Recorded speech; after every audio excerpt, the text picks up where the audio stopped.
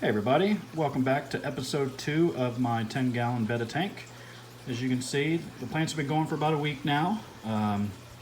We have a lot of meltback and some algae growing, so the algae is good. That means that my tank is alive and living, so I could probably add some fish. I already checked the water, so we'll be doing that later. But you can see there's a lot of meltback, especially on those baby tiers.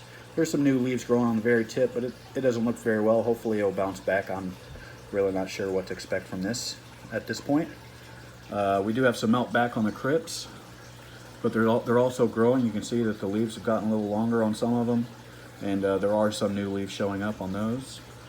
And these are growing algae, but one of them for sure, the one that's standing straight up there in the middle, that one's doing pretty good. It's added some new leaves. I'm not so sure about the other ones, but again, we will see later on. Like I said, crypts do notoriously melt back, so that's to be expected.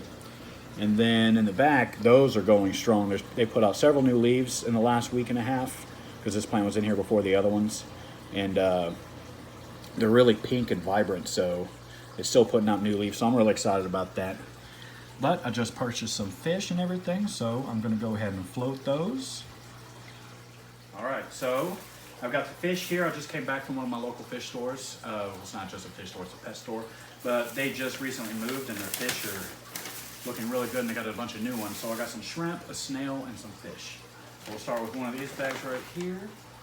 All right, so here are the shrimp. You can see I've got an orange one, a red one, and a blue one. I'm just gonna float those in this tank.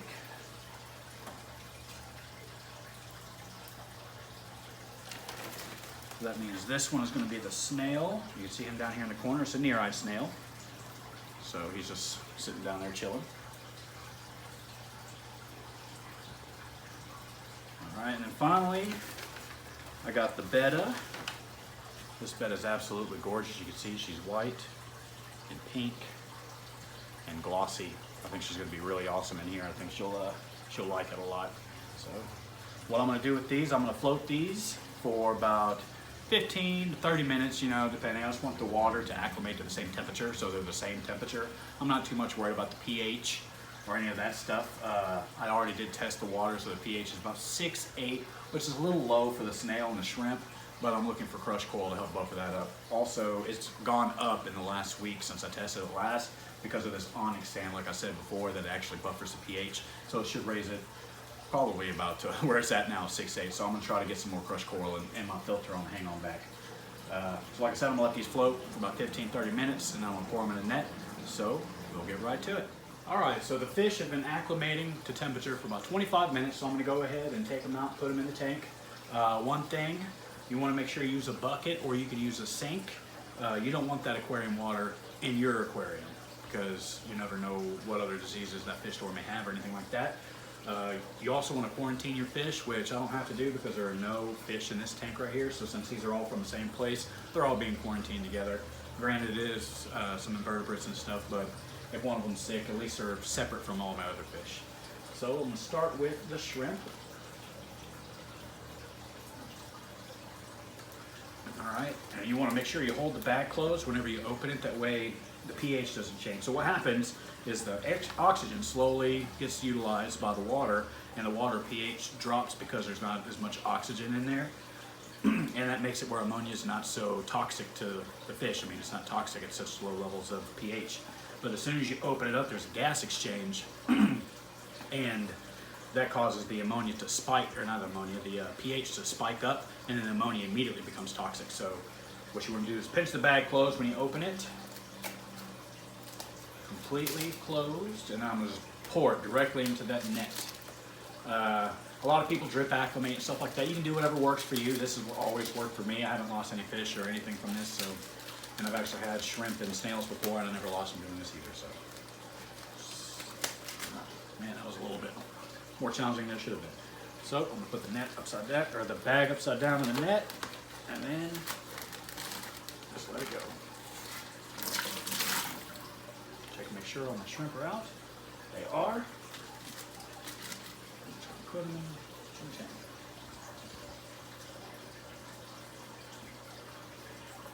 Awesome. One down. So I'm going to do the snail. It's not so big of an issue with the snail. Snail should be all right, but same thing applies.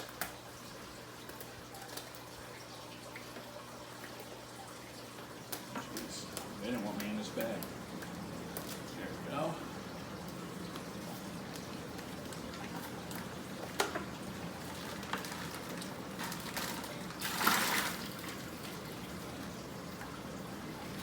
And this guy I'm just going to grab out of the net. He's pretty hefty too. He's pretty weighty. That's awesome. And I'm just going to drop him in here. Right to the bottom. Sink like a rock, little fella. All right. And now for the Betta, finally. Be a little bit more careful with this one. Not as resilient from my experience. I've never had a whole lot of luck with Bettas. I've had them a lot in the past, and for some reason they always develop some kind of disease. And I feel like it could be because of water, because I always had a lot of moving water and other fish in the tank. So this tank will have no other fish, but this Betta right here is a 10-gallon. It's a palace for this guy. And there'll be some shrimp and some more snails eventually, just for algae control and pick up anything that the Betta doesn't eat. So I'm not doing corridors in here. I thought about it, but I don't want them to uproot the plants or anything like that. I'm just going to go with the shrimp. So let's get this Betta going.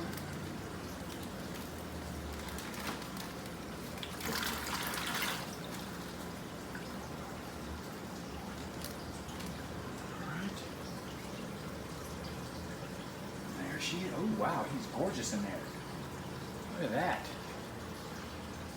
So what I'm going to do is I'm going to check the water parameters tomorrow and determine whether or not I'm going to do a water change or just top it off. I'm thinking I might just top it off. So.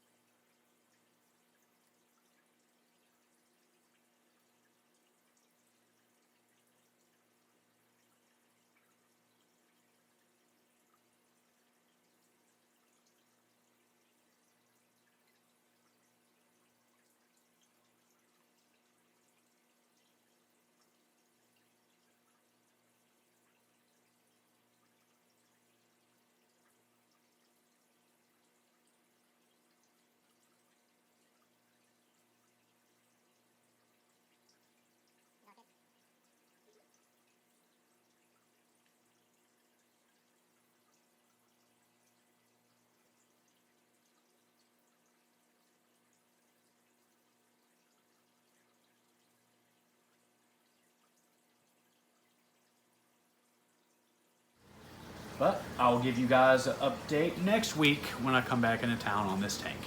Thanks for watching.